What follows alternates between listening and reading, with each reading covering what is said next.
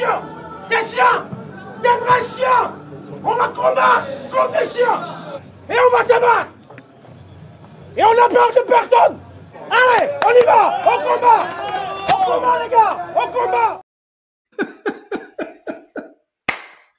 Je crois que c'est la meilleure intro de l'année, celle-là. Celle-là, je pense que c'est la plus belle intro de l'année, mon ami. El Gringo, comment il va, mon frérot? Elle est trop extraordinaire, cette vidéo. Elle est trop extraordinaire. Ah, c'est en plus de la belle victoire à Angers, c'est le petit bonus que nous a apporté le préparateur physique ou mental, je ne sais pas trop ce qu'il fait du côté d'Angers. Comment il a pu faire ce show, Gringo? Il a fait un show caméra en live à côté de De Zerbi. De Zerbi, il a fait ça. Attends, qu'est-ce qui t'arrive, mec? Mais Naïm, avant de parler de ça, on va quand même faire un petit replay. On va s'amuser à le faire maintenant quand on peut le faire avec Naïm. On va vous mettre un petit replay de l'avant-match. Parce qu'avec Naïm, il y a des choses qui nous ont semblé importantes de vous mettre en avant. Mais les images parlent plus que les mots. Mon avis, plus globalement, je pense que l'image qui va le plus ressembler à ce qui nous attend dimanche, c'est ça. Un bloc très bas, très condensé et fermer les espaces au maximum. Lyon, 8e de finaliste de l'Europa League, est venu jouer comme ça contre nous. Donc, je pense que Angers, un des plus faibles budgets de Ligue 1, a de grandes chances de nous proposer la même chose. J'étais obligé de finir sur ça, Naïm. parce que oser faire un discours de guerrier pour faire un match aussi moisi que le match que nous a proposé Angers, parce que je pense que c'est peut-être l'équipe qui a le moins osé là contre nous. Ben oui et non, au final tu te rends compte que, et c'est ce que je répète depuis plusieurs semaines, que c'est ce qu'ils font tous. C'est ce qu'ils font tous. Alors la qualité de leurs offensifs fait qu'ils sont plus ou moins dangereux en contre. Tu vois, il y a des mégas quand il y a des joueurs offensifs de la qualité de ceux de Lyon, tu es un peu plus dangereux en contre que peut l'être Angers. Mais au final, ils font tous exactement la même chose. Et comme tu dis, c'est faire un tel discours, ben ouais, c'est sûr, lui, il pensait booster. Nous, on avait plutôt l'impression de se dire, oh, il n'a pas pris ses cachets, le collègue. Qu'est-ce qu'il a C'est surtout que, montre-nous, là, même, qu'est-ce qu'ils nous ont proposé. Donc, c'est vrai qu'on n'est pas forcément toujours tombé parfait juste dans nos avant-matchs, dans la vision du match qu'on allait avoir. Bon, là, pour le coup, sur celle d'Angers, je crois qu'on était quand même pas trop loin parce que l'image que tu as montrée juste avant, c'est quasiment ce qu'on retrouve ici. Est-ce que tu te rends compte vraiment du peu d'écart qu'il y a entre ces trois lignes? Et outre le fait qu'elle soit basse sur le terrain, c'est vraiment le peu d'espace. Et c'est quelque chose qu'on a répété dans l'avant-match, c'est nos premières mi-temps vont être difficiles. Donc, quand j'entends à chaque fois dire ouais, l'OM a mis du temps à rentrer dans son match, c'est pas vrai. C'est pas vrai, c'est juste que c'est très difficile de trouver des espaces dans une densité pareille tant que tu n'as pas marqué le premier but. Regarde, il y a Greenwood qui est donc le joueur où on dit qu'il a pas fait un très bon match, ce qui est vrai, hein, il n'a pas fait un très bon match, mais il faut aussi voir, regarde dans quelles conditions il reçoit des ballons. Tu as 3 joueurs autour de lui, tu as tout le reste de l'équipe d'Angers qui est pas très loin du ballon, donc finalement sa seule solution, ça va être de sortir sur Luis Enrique, à part faire un exploit extraordinaire. Et Luis Enrique, quand il reçoit le ballon, c'est pareil. Il y a vraiment trop de densité. On peut se dire qu'il peut sortir sur Benasser, mais à ce moment-là, tu as Aoulou qui a apporté pour venir fermer rapidement. S'il va chercher Merlin de l'autre côté, tu as tout le bloc qui bascule. Donc, il y a une très grande densité.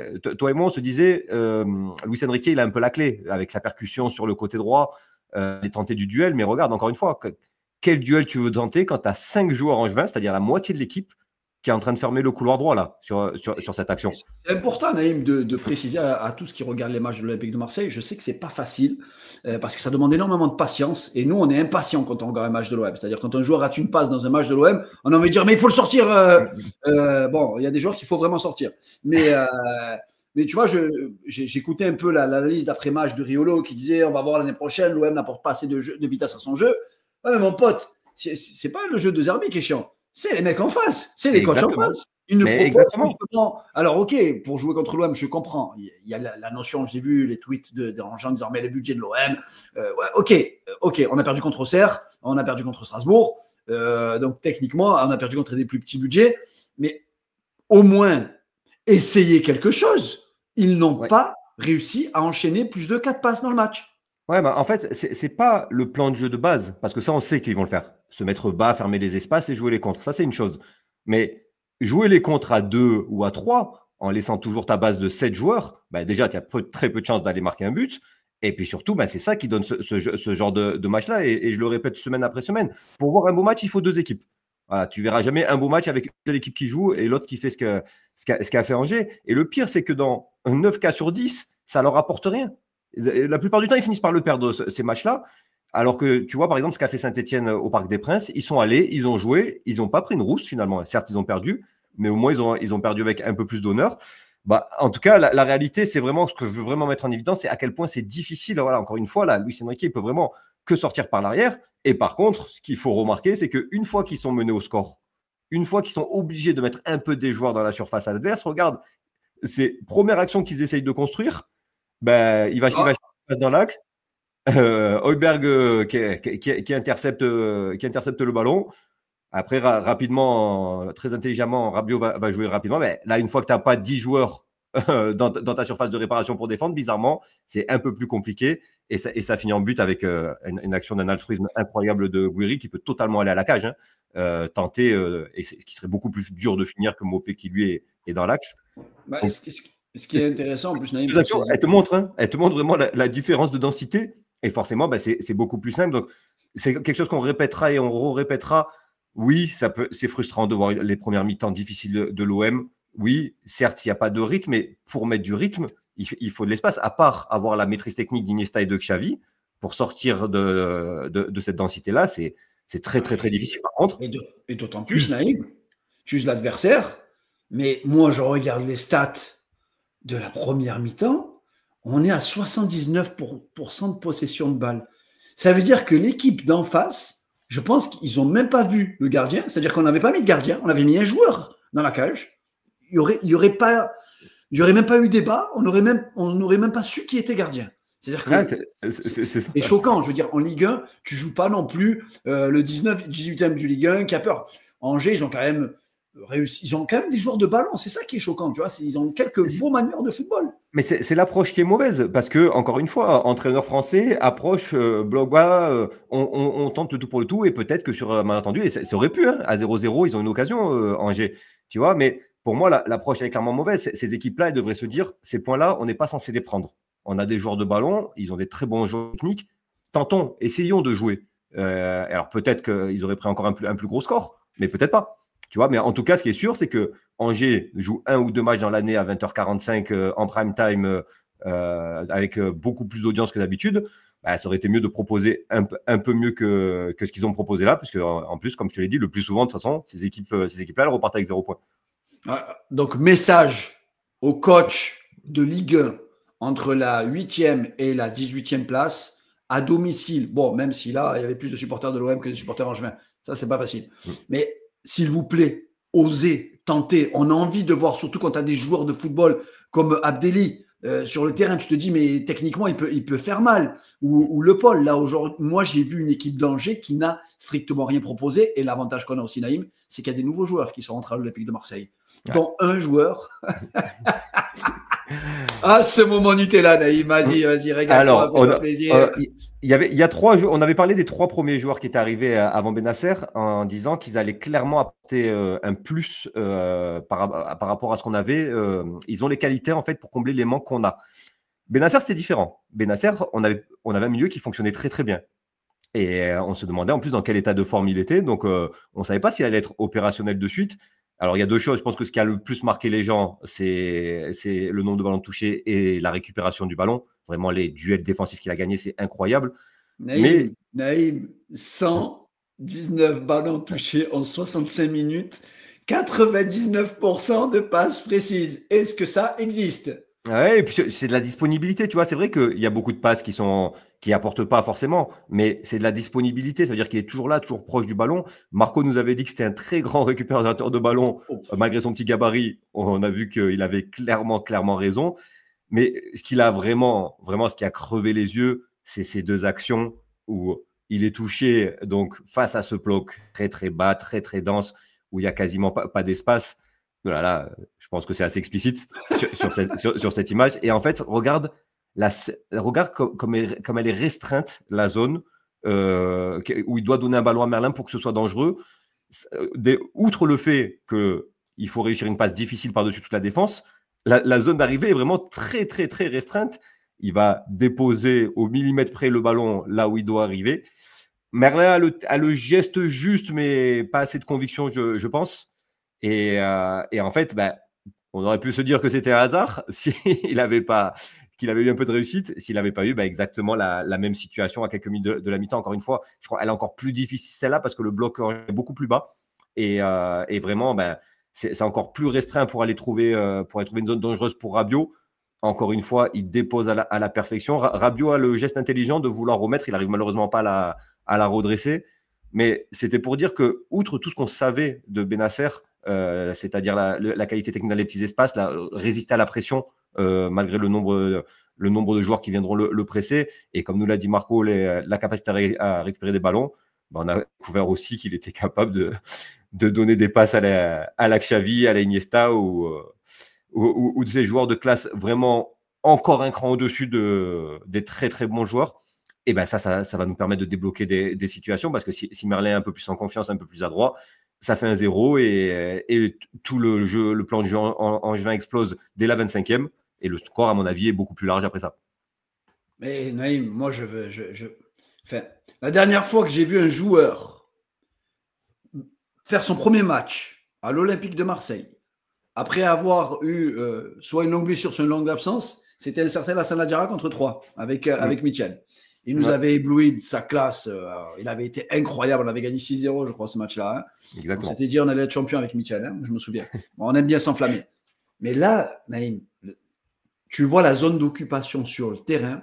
Tu vois, il a tendance à aller un peu avec les bons joueurs de football. Je sais que c'est compliqué, mais la technique appelle la technique, Naïm. Hein. Donc, quand il va chercher un joueur comme Merlin, il se dit, bon, je préfère aller voir Luis Enrique et Greenwood, ça m'apporte beaucoup plus de satisfaction. Et c'est vrai que moi, ce qui m'a vraiment impressionné, c'est d'être toujours en mouvement, toujours disponible, toujours la passe dans le bon tempo.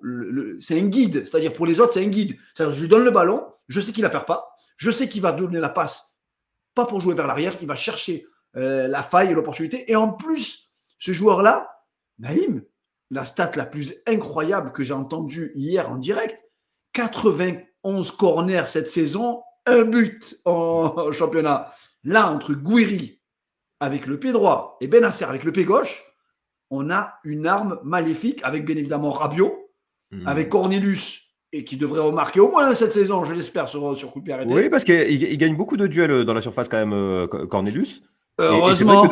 Et c'est vrai que depuis Lyon, depuis que Gouiri est rentré contre Lyon, si tu regardes bien, tous nos corners sur à peu près 2 heures de jeu, on les a quasiment tous pris. De la tête, là, tu en as un duel qui est gagné par Cornelius, il me semble, tu en as un par Højbjerg, tu as le but, et tu avais déjà un corner très dangereux que Greenwood avait remis pour Cornelius avec un arrêt incroyable de Perry. On a eu 7 corners. Donc 7 corners, un but. Tu es dans je pense que c'est un bon ratio, 7 corners, un but. Et je pense que sur ces 7 corners-là, tu en as gagné au moins 5 de duels sur ces corners.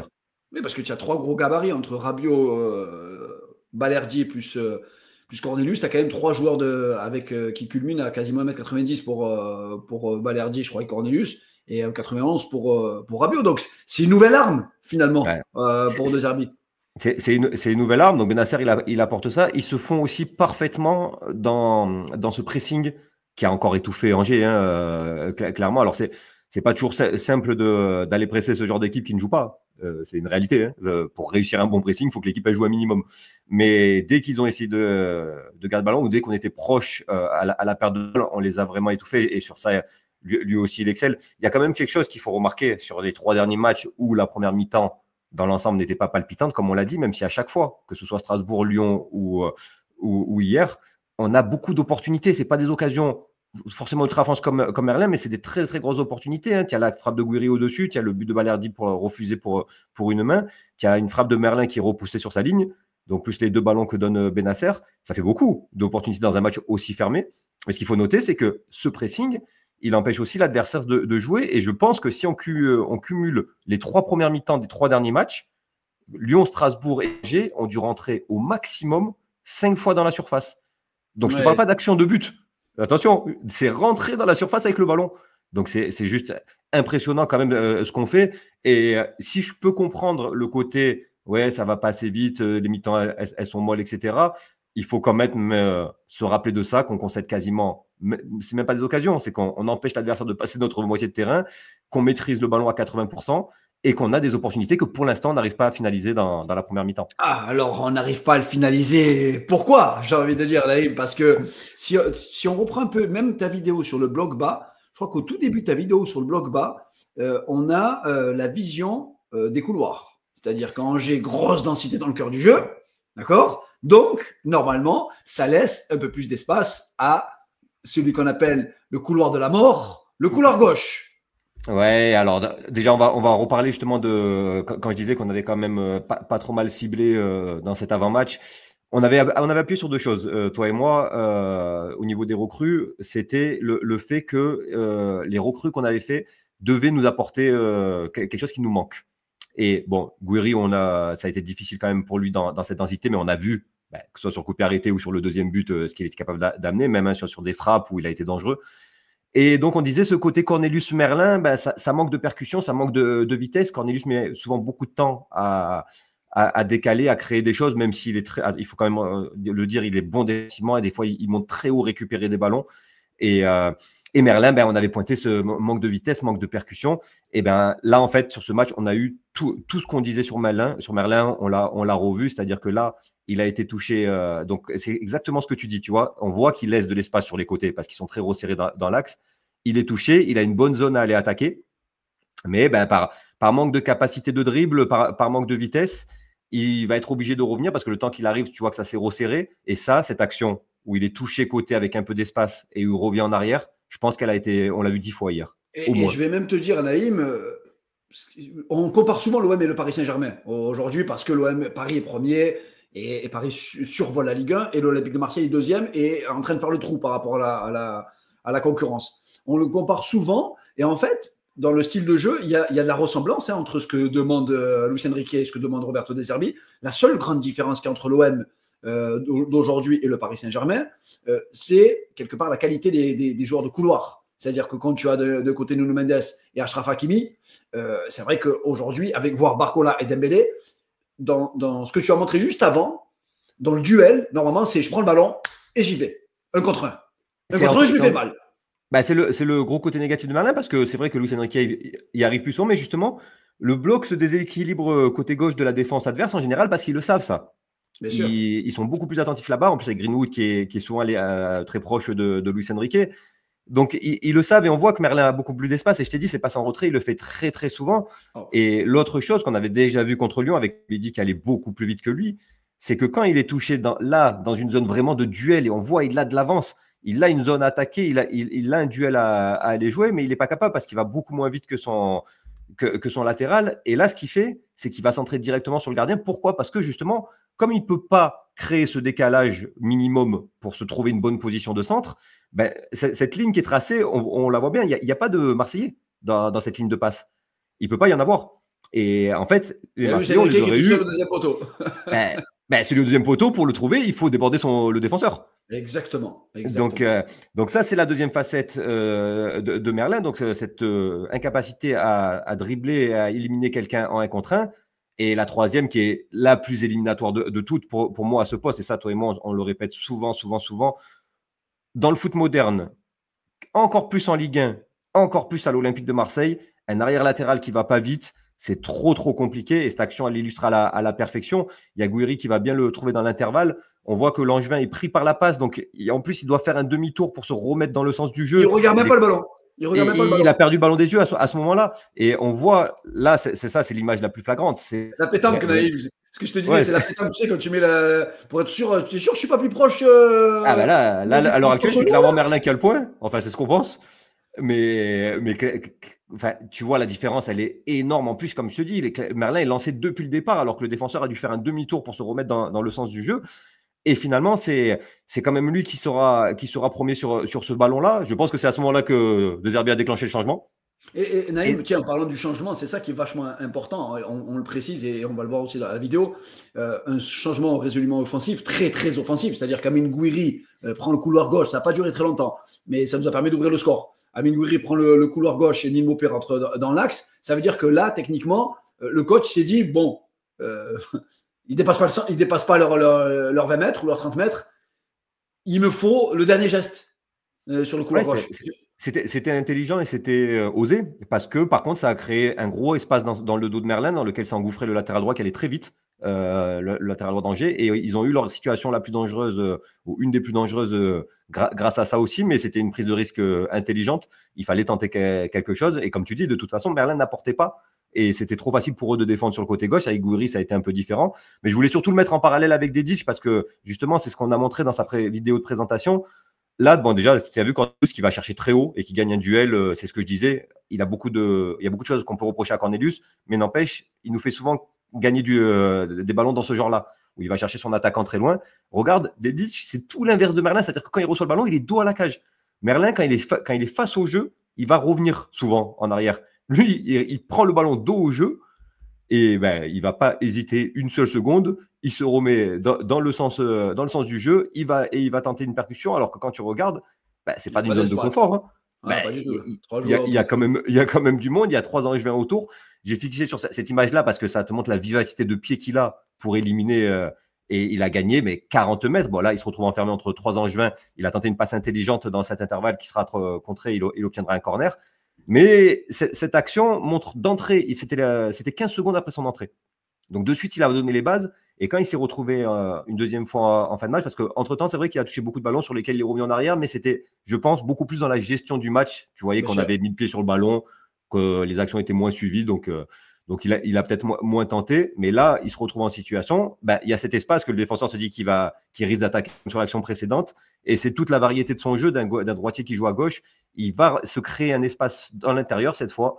Et il va donner un très très bon ballon avec Nadir. Alors c'est dommage, ils ne sont pas très bien compris Nadir et Maupay sur cette action parce qu'il y avait vraiment quelque chose d'intéressant à faire. Mais si tu veux, on ne sait pas si Dedic va marcher à l'OM. Mais ce qu'il nous montre, c'est qu'il a toutes les qualités qui nous manquent. C'est de la vitesse, de la percussion, de la prise d'initiative et créer du doute. Parce qu'il est capable à la fois de déborder et à la fois de rentrer intérieur, à la fois de créer quelque chose par le dribble ou par la passe. Et ça, c'est tout ce que n'a pas malheureusement Quentin Merlin. La qualité de passe, il a, mais je pense qu'il a perdu confiance. De toute façon, le fait qu'il manque tellement de vitesse, il n'a jamais trop ce temps d'avance pour donner les bons ballons qu'il donnait en début de saison quand les équipes jouaient moins en bloc bas, parce que dans les matchs de préparation, les équipes ne vont pas venir se mettre à 10 derrière sans tenter d'attaquer. Donc, il avait quand même plus d'espace. C'est compliqué. Honnêtement, c'est très, très compliqué pour Quentin Merlin. Et je pense que Dedic va amener énormément à ce poste. Moi, j'espère le voir très, très, très rapidement titulaire. Et pour revenir à Cornelius, puisque on peut étendre le débat au couloir gauche en règle générale, parce que, comme je te disais, il fait beaucoup de bonnes choses défensivement, mais il est souvent très, très lent dans les transmissions offensives. Et là, pareil, j'espère vraiment que Ramos Luis Felipe va apporter dans ce domaine, lui qui est présenté comme un joueur rapide, à la fois rapide pour couvrir la profondeur, pareil, ce que n'a pas Cornelius, mais surtout très adroit dans la relance. Et donc, c'est encore 2 axes d'émulation. On a vu que Gouiri et Benasser ont déjà fait passer un cap à leur poste. Et j'en attends de même de ces 2 joueurs-là. Et on peut même dire, Naïm, que les entrants ont permis à l'Olympique de Marseille de l'emporter. Une très bonne rentrée de Nino Maupay aussi qui a été très, très remuant à la pointe de l'attaque. Une énorme rentrée. Je l'ai trouvé monstrueux, notre ami Bilal Nadir. Il est rentré dans un poste plus offensif, tu vois, dans un poste plus proche de la cage. Très, très bon. La remise qu'il met où Holberg rate l'occasion, elle est incroyable. C'est le geste technique, il est magnifique. L'action est magnifique, le geste est incroyable, il manque la finition pour Højbjerg. Mais finalement, donc voilà, le mercato marseillais permet d'ores et déjà de ramener des points, parce qu'Amine Gouiri, on le répète, est déjà 3 passes décisives en 2 matchs. Et ça, il faut le préciser. Et il nous apporte une nouvelle arme. Benasser apporte aussi une nouvelle arme, vraiment, vraiment pertinente. Dedic, on l'a vu en quelques minutes, nous apporte aussi quelque chose de différent. Et on le voit, pour conclure, Naïm, on le voit au classement. L'Olympique de Marseille réalise peut-être l'opération la plus intéressante sur ce début de deuxième partie de saison. On a mis Monaco-Nice Monaco-Nice à 6 points. Nice est en bombe actuellement parce qu'ils ont un joueur phénoménal aussi. Guessant qui est ce qui manque, je te dirais, à l'Olympique de Marseille. Et encore, je ne sais pas avec des blocs aussi bas s'il réussirait à tirer sur selon la deuxième partie de saison de Gouiri, on verra s'il nous manque. Mais ouais, Guessin, c'est très très fort. C'est une grosse opération, mais c'est très important ce que tu as dit avant. C'est que, effectivement, le fait d'avoir recruté ces joueurs-là, ça veut dire que tu as mis sur le banc des joueurs qui avaient été très importants dans la période où tu as tout gagné. Donc, c'est pas n'importe qui. Ce qui veut dire que maintenant, quand tu vas faire rentrer des Mopé, quand tu vas faire rentrer Rongier, on voit que Bennacer ne peut pas durer 90 minutes. Et même, j'ai envie de te dire, même Merlin, parce que malgré tous les défauts qu'il a, quand il rentre, il est souvent bien meilleur. Forcément, il y a plus d'espace, il a plus de temps pour ajuster ses passes. Donc, tes titulaires de la période où tu gagnais tout deviennent tes remplaçants de luxe. Et ça, c'est un atout considérable. Tu vois qu'un Jonathan Rowe n'est même pas rentré.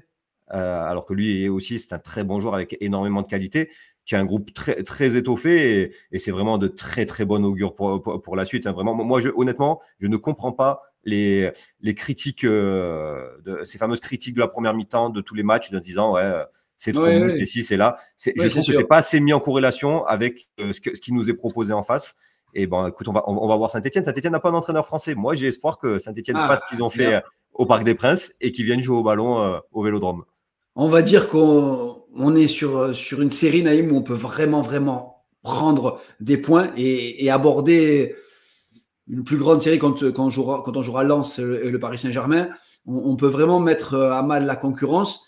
On va encore remercier, encore une fois, Naïm, tous qui nous suivent sur les réseaux. Les gars, encore merci à tous.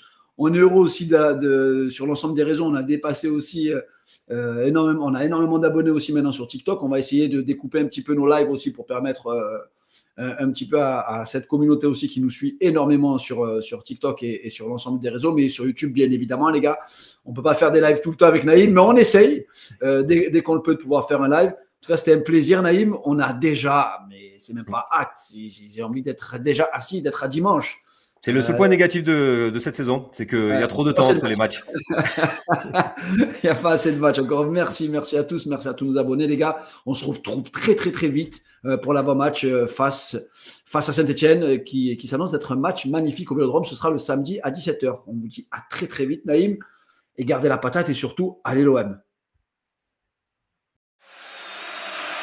il ne peut plus parler, le pauvre. J'avoue qu'on y croyait, mais je ne croyais pas que ça allait à tourner comme ça.